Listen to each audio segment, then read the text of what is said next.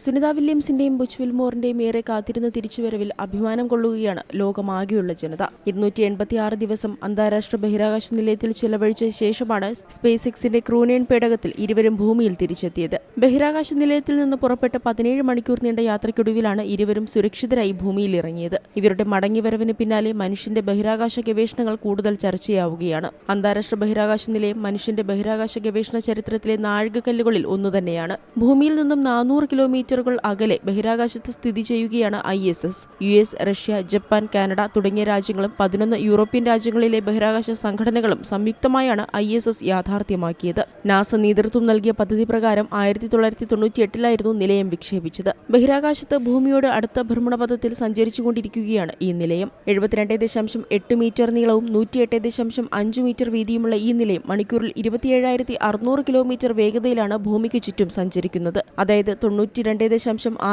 Minute കൊണ്ട് ISS ഭൂമിയെ ഒരു തവണ ചുറ്റിവരും. അതുകൊണ്ട് തന്നെ ഒരു ദിവസം 16 സൂര്യോദയങ്ങളും അസ്തമയങ്ങളും കാണാൻ ഇതിലെ ഗവേഷകർക്ക് സാധിക്കും. എന്നാൽ അന്താരാഷ്ട്ര ബഹിരാകാശ നിലയത്തിന് 2031 വരെ മാത്രമാണ് നാസ കൽപ്പിച്ചിരിക്കുന്ന ആയുസ്. ഇതിനായുള്ള പദ്ധതിരേഖ US കോൺഗ്രസിന് മുൻപാകെ നാസ സമർപ്പിച്ചിരുന്നു. കാലം ചെല്ലുന്തോറും നിലയത്തിന്റെ ഘടകങ്ങൾക്ക് തേയ്മാനം സംഭവിക്കാനുള്ള സാധ്യതകളുണ്ട്. അതിന്റെ പ്രവർത്തനക്ഷമത നിലനിർത്താൻ പുതിയ മൊഡ്യൂളുകളും സംവിധാനങ്ങളും കൃത്യമായ ഇടവേളകളിൽ കൂട്ടിച്ചേർക്കുന്നുണ്ടെങ്കിലും ഒരു നിശ്ചിത സമയത്തിന് ശേഷം ഇത് പ്രവർത്തനരഹിതമാക്കേണ്ടതുണ്ട്.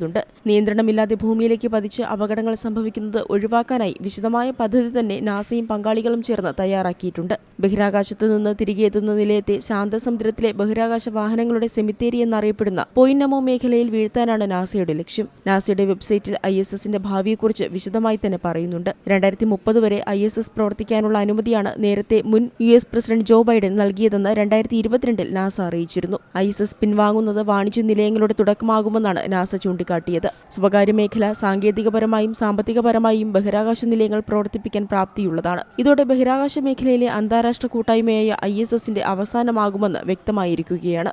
Science desk, C Malayalam news.